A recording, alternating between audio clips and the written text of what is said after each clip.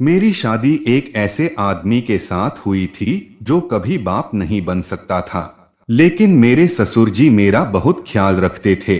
उनकी उम्र 60 साल थी, लेकिन दिखने में वह किसी पहलवान से कम नहीं लगते थे। मेरे पति अपना ज्यादातर समय अपने ऑफिस में ही बिताते थे, लेकिन तब तक मेरे ससुर जी मुझे बिल्कुल भी अकेला नहीं छोड़ते थे। वो हर तरह से मेरा ध्यान रखते थे। शादी के 5 महीने बाद ही मेरी तबीयत खराब हो गई। जब मेरा पति मुझे हॉस्पिटल लेकर गया तो डॉक्टर ने कहा, मुबारक हो, तुम्हारी पत्नी मां बनने वाली है। एक सामान्य पति पत्नी की जिंदगी में यह सबसे बड़ी खुशखबरी होती है। लेकिन हम दोनों यह खबर सुनकर हैरान रह गए थे। और जब मुझे पता चला कि यह बच्चा किसका है तो मेरी तो जान ही निकल गई। हेलो दोस्तों, आज की इस रोमांचक कहानी में आप सभी का स्वागत है। मेरा नाम साक्षी है और मेरी उम्र लगभग 30 साल है। मेरी अभी तक शादी नहीं हुई थी क्योंकि मेरे माँ बाप बचपन में ही गुजर चुके थे। मैं अपने भाई बहनों में सबसे बड़ी हूँ और मेरे ऊपर मेरी 2 छोटी बहनों की जिम्मेदारी भी थी। मैं छोटी मोटी नौकरियां करके अपना और अपनी बहनों का पेट पाल रही थी। धीरे धीरे करके मैंने अपनी दोनों छोटी बहनों की शादी कर दी, क्योंकि अगर मैं पहले शादी कर लेती तो उन दोनों की देखभाल के लिए कोई भी नहीं होता। इसलिए सही उम्र में मैंने उन दोनों को विदा कर दिया। अब घर में मैं अकेली ही रह गई थी। इस अकेलेपन की वजह से अब मुझे भी किसी साथी की जरूरत मालूम होती थी। मुझे अपनी जिंदगी में एक ऐसे साथी की जरूरत थी जो मेरी तन्हाई को दूर करके मेरी जिंदगी खुशियों से भर दे। वैसे तो यह सब सोचना माँ बाप की जिम्मेदारी होती है, लेकिन मेरे माता पिता तो बहुत पहले ही मुझे छोड़कर जा चुके थे। मेरी उम्र भी थोड़ी ज्यादा हो गई थी, इसलिए अब मेरे पास कोई अच्छा रिश्ता भी नहीं आता था। एक दिन मैं बाजार गई थी तो वहां मुझे मेरी पुरानी सहेली मिल गई। उसकी शादी हो चुकी थी और बच्चे भी हो गए थे। वो मुझसे मेरी शादी के बारे में पूछने लग गई तो मैंने भी उसे बातों ही बातों में सब बता दिया। काफी देर तक बात होने के बाद उसने मुझे बताया कि उसका एक भाई है जिसकी उम्र लगभग 40 साल हो चुकी है। उसकी शादी हुई थी पर उसकी पत्नी उसे छोड़कर अपने मायके चली गई क्योंकि वह कभी बाप नहीं बन सकता। उसके घर में रुपयों पैसों की कोई कमी नहीं है, पर जब से कुछ रिश्तेदारों में यह बात पता चली है तब से उसके लिए रिश्ते आना बंद हो गए हैं और अब वह कुंवारा ही है। यह सब सुनकर मेरे दिमाग में एक ख्याल आया। मैंने अपनी दोस्त से कहा कि अगर तुम अपने भाई की शादी मुझसे करवा दो तो मैं तुमसे यह वादा करती हूँ कि मैं उसको छोड़कर कहीं भी नहीं जाऊंगी और उसको किसी बात के लिए ताना भी नहीं दूंगी। उसने हैरानी से पूछा, तुम उसकी सारी सच्चाई जानने के बाद भी उससे शादी करने के लिए तैयार हो? मैंने उससे कहा, तुम्हें तो पता ही है कि मेरी छोटी बहनों की शादी के बाद मैं बिल्कुल अकेली पड़ चुकी हूँ। इस तरह जीने से तो अच्छा है कि मैं तुम्हारे भाई का सहारा बन जाऊं और वह मेरा सहारा बन जाए। आखिर मैं कब तक अकेली रहूंगी? अब मुझे भी एक साथी की जरूरत महसूस होती है। बच्चे नहीं भी होंगे तो क्या हुआ, कम से कम जिंदगी के इस सफर में हम दोनों अकेले तो नहीं होंगे। मेरी सहेली मेरी बात सुनकर बहुत खुश हुई। वह बोली, अगर तुम्हें मंजूर है तो मुझे भी कोई दिक्कत नहीं है, और वैसे भी उस घर में एक औरत की जरूरत है। उनकी माँ भी बहुत पहले गुजर चुकी है और अब वह अपने बूढ़े पिता के साथ रहते हैं। अगर तुम उस घर में चली जाओगी तो उस घर की रौनक वापस लौट आएगी। फिर वह बोली, अब मैं अपने भाई से बात करके तुम्हें बताऊंगी, और वैसे भी तुम अब इस शादी को पक्का ही समझो, क्योंकि मेरे भाई को तुम्हारी जैसी लड़की की ही जरूरत है। वो इस रिश्ते को मना नहीं करेगा। एक दिन बाद मेरी सहेली मेरे घर आई और इस बार वह बहुत ज्यादा खुश थी। उसने कहा, मेरा भाई तुमसे शादी करने के लिए तैयार है, पर उन्होंने एक शर्त रखी है। मैंने घबराकर पूछा कि क्या शर्त रखी है? उसने कहा, मेरा भाई बस इतना चाहता है कि दुनिया वालों को कभी भी उसकी बीमारी का पता ना चले।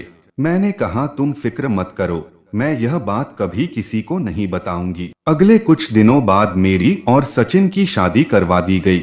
मेरे सारे रिश्तेदार यह सोच सोच कर परेशान थे कि इस अकेली लड़की को इतना अच्छा रिश्ता कहाँ से मिल गया। मैंने अपने पति के नामर्द होने वाली बात अपनी बहनों को भी नहीं बताई थी। मेरे पति का यह राज मेरे सीने में ही दफन हो गया था। हमारी शादी अच्छे से हो गई थी और उसके बाद मैं विदा होकर सचिन के घर आ गई। ससुराल पहुंचते ही मैं हैरान रह गई, क्योंकि यह घर तो एक आलीशान बंगला था जो किसी महल से कम नहीं लग रहा था। मैं सपने में भी नहीं सोच सकती थी कि मेरी शादी इतने अच्छे घर में होगी, इसलिए मैं अंदर ही अंदर बहुत खुश हो रही थी। सारी रस्मों के बाद मैं अपने कमरे में पहुंच गई, जहां हमारी पहली रात की सेज सजाई गई थी। मैं दुल्हन बनी अपने पति का बेसब्री से इंतजार कर रही थी। कुछ देर बाद सचिन कमरे में आए, पर थोड़ा परेशान से लग रहे थे। वो शायद अपने अंदर की कमी की वजह से परेशान थे। मैं उनकी परेशानी समझ चुकी थी, इसलिए मैं उनके पास गई और उन्हें यकीन दिलाया कि यह सारी बातें कभी भी इस कमरे के बाहर नहीं जाएंगी और न ही मेरी तरफ से आपके ऊपर कोई दबाव आएगा। मेरी इन सारी बातों के बाद सचिन का चेहरा गुलाब की तरह खिल गया था। वो मेरे पास आकर बैठ गए और मेरा हाथ अपने हाथों में ले लिया। उन्होंने मेरे हाथों में एक बड़े हीरे की अंगूठी पहनाई और कहने लगे, साक्षी, तुम मिल गई हो तो ऐसा लग रहा है जैसे सब कुछ मिल गया है। मैं भी बहुत खुश थी, क्योंकि सचिन बहुत ही अच्छे इंसान थे। जब से वह मेरी जिंदगी में आए थे, तब से मेरे साथ सब अच्छा ही हो रहा था।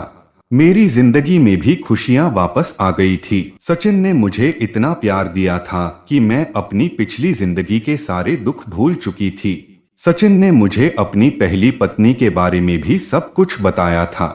सचिन ने मुझे बताया था कि जब काफी दिनों तक उन्हें कोई बच्चा नहीं हुआ तो उन दोनों ने डॉक्टर को दिखाया और डॉक्टर ने बताया कि सचिन में बहुत सारी कमियां हैं और वह कभी बाप नहीं बन सकता। जब यह बात सचिन की पहली पत्नी राखी को पता चली तो वह सचिन को छोड़कर चली गई।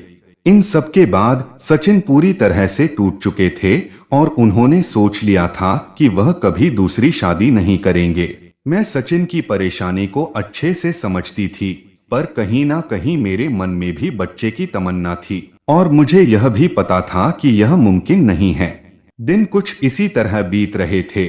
मैं खूब मन लगाकर सचिन और उनके पिता की देखभाल करती थी। शाम के समय हम तीनों एक साथ बैठकर चाय पीते थे और रात में एक साथ खाना खाते थे।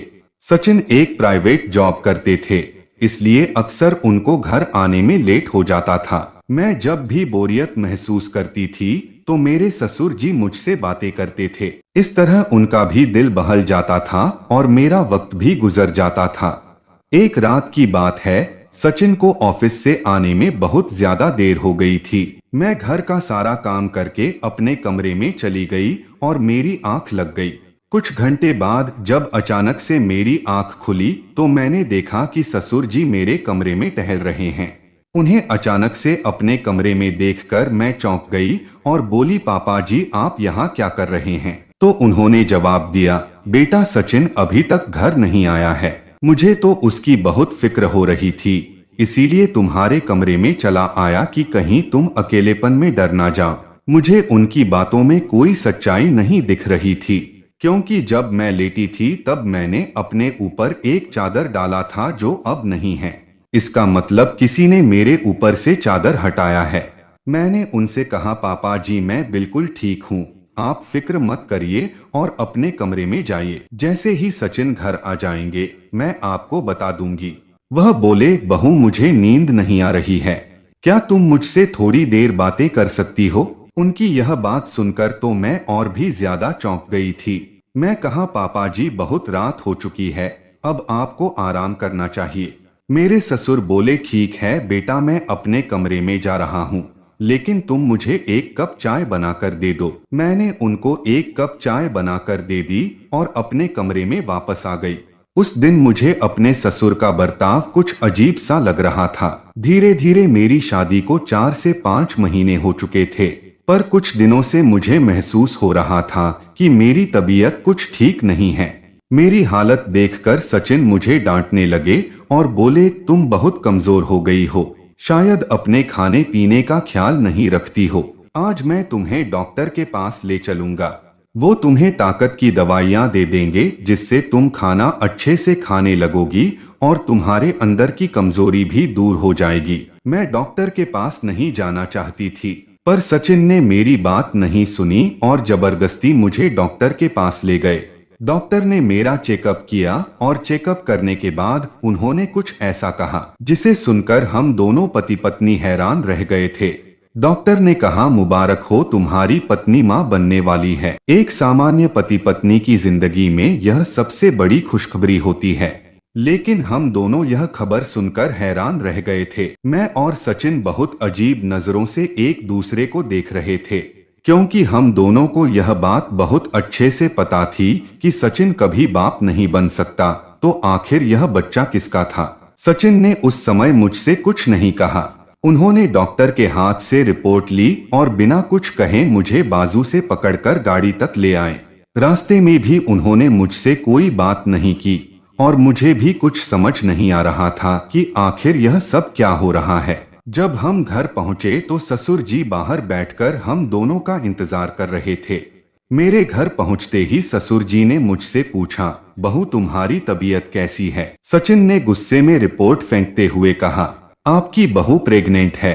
जबकि यह बात हम तीनों को बहुत अच्छे से पता है कि मैं कभी बाप नहीं बन सकता। इसका मतलब यह बच्चा मेरा नहीं है, और अगर मेरा नहीं है तो फिर यह बच्चा किसका है? यह सब देखकर मुझे चक्कर आने लगे थे और मैं बेहोश होकर जमीन पर गिर गई, क्योंकि मुझ में यह सब बर्दाश्त करने की हिम्मत नहीं थी। मैं बेकसूर थी, लेकिन मेरा पति मानने को तैयार ही नहीं था। सचिन की सारी बात सुनकर ससुर जी कहने लगे, तुम थोड़ा सोच समझकर बात किया करो, यह तुम कैसी बातें कर रहे हो? मैंने सचिन से कहा, मैं नहीं जानती कि यह बच्चा किसका है, लेकिन मैं इतना जरूर जानती हूँ कि मेरी जिंदगी में आपके अलावा और कोई भी नहीं है।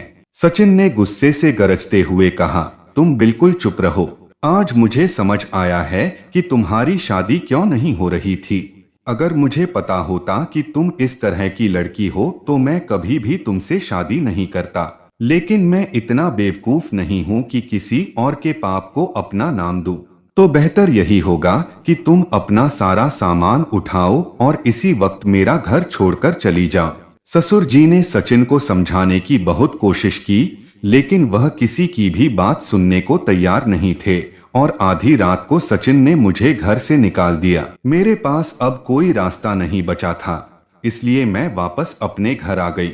मैं अभी भी वही सब सोच रही थी जो सचिन ने मुझसे बोला था। यह सब सोचते सोचते मेरी तबीयत बिगड़ी जा रही थी, लेकिन मुझे अभी भी सचिन की ही परवाह थी, क्योंकि मैं उनसे बेहद प्यार करती थी। मैं रोते रोते जमीन पर ही सो गई। मेरी आंख तब खुली जब सुबह मेरे दरवाजे पर दस्तक हुई। मैंने दरवाजा खोला तो सामने मेरी वही सहेली खड़ी हुई थी। उसको देखकर मैं उसके गले लगकर रोने लगी और बोली, मैं बेकसूर हूँ और मुझे नहीं पता है कि यह बच्चा मेरे पेट में कैसे आया। वह बहुत देर तक मेरे पास बैठी रही और मुझे समझाती रही। उसने कहा, चिंता मत करो, सब ठीक हो जाएगा, और इतना कहकर वह चली गई। उसके जाने के बाद मैं बहुत देर तक यही सोचती रही कि मेरी जिंदगी में सचिन के अलावा कोई भी नहीं है, तो फिर यह बच्चा किसका हो सकता है। अचानक से मेरे दिमाग में उस रात का ख्याल आया जब सचिन ऑफिस से वापस नहीं आए थे और ससुर जी मेरे कमरे में टहल रहे थे। बहुत सोच विचार के बाद मेरे दिमाग में यह बात आई कि कहीं ससुर जी ने ही तो यह सब नहीं किया है, क्योंकि शादी के बाद मेरी जिंदगी में अगर सचिन के अलावा कोई और था तो वह ससुर जी ही थे। सचिन तो अक्सर ऑफिस से घर आने में लेट हो जाते थे और रात को खाना खाने के बाद जब मैं अपने कमरे में जाकर सो जाती थी तो कहीं उन्होंने ही तो कुछ नहीं किया। उनका मेरे ऊपर प्यार जताना और हद से ज्यादा मेरा ख्याल रखना आज मुझे खटक रहा था। मैं बस यही सोचती रहती थी कि मैं कैसे खुद को बेकसूर साबित करूं और कैसे अपने पति के साथ जिंदगी की नई शुरुआत कर पाऊं। 1 महीने बाद मेरी सहेली सचिन को लेकर मेरे घर आई। सचिन को दरवाजे पर देखकर मैं हैरान रह गई थी और मुझे समझ नहीं आ रहा था कि आखिर सचिन मुझे लेने कैसे आए। पर मेरे लिए तो इतना ही काफी था कि मुझे दोबारा सचिन की जिंदगी में शामिल होने का मौका मिल रहा है। मैं बिना कुछ कहे उन दोनों के साथ गाड़ी में बैठकर अपने ससुराल चली आई। जब मैं घर पहुंची तो मैंने देखा कि हमारे पूरे घर को फूलों से सजाया गया था। ससुर जी ने फूल मालाओं से मेरा स्वागत किया। मैं यह सब देखकर बहुत हैरान थी कि आखिर यह सब हो क्या रहा है। मेरी सहेली ने मुझे बड़े प्यार से गले लगाया और बोली, तुम्हारा बहुत बहुत शुक्रिया कि तुमने मुझे बुआ बनने का मौका दिया है। तुमने इस दुनिया की सबसे बड़ी खुशी मुझे दी है। मैंने अपनी हैरत भरी निगाह सचिन पर डाली तो सचिन शर्मिंदगी से अपनी नजरें झुकाए खड़े थे। मेरी सहेली मुझे सारा सच बताने लगी। उसने बताया कि पापा को तुम्हारे ऊपर पूरा भरोसा था कि तुम एक बहुत ही अच्छी लड़की हो, इसलिए उन्होंने दोबारा से भैया को उस लेडी डॉक्टर के पास भेजा।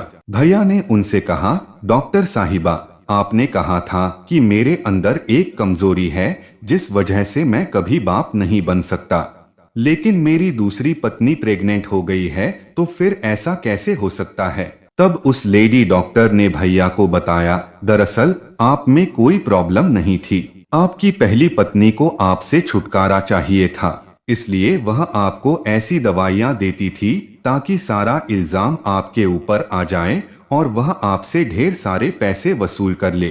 उसी ने पैसे देकर मुझसे झूठी रिपोर्ट बनवाई थी। सचिन ने मुझसे अपने गलती की माफी मांगी, लेकिन मुझे उनसे कोई शिकायत नहीं थी, क्योंकि उनकी जगह अगर कोई और भी होता तो शायद वह भी यही करता। मैंने अपनी ननद को गले से लगा लिया और उसको बहुत सारा धन्यवाद दिया। मैंने ससुर जी के पैर छुए, क्योंकि मैं उनके बारे में भी बहुत गलत सोचने लग गई थी। उन्होंने मेरे सिर पर हाथ रखा और कहा, बेटा, यह सारे रिश्ते बहुत ही नाजुक होते हैं और हमें इन रिश्तों को बहुत ही प्यार से संभाल कर रखना पड़ता है। कभी कभी मामूली गलती की वजह से बहुत गहरे रिश्ते भी चुटकी में खत्म हो जाते हैं। यह घर तुम्हारा है और अब तुम हमेशा इस घर की रानी बन के रहना। कमेंट करके जरूर बताइएगा कि आपको यह कहानी कैसी लगी। अगर आपको यह कहानी पसंद आई हो तो इसे लाइक करें और अपने दोस्तों के साथ भी शेयर करें। आगे भी ऐसी रोमांचक कहानियों के लिए हमारे चैनल को सब्सक्राइब करें और बेल आइकन दबाना ना भूलें।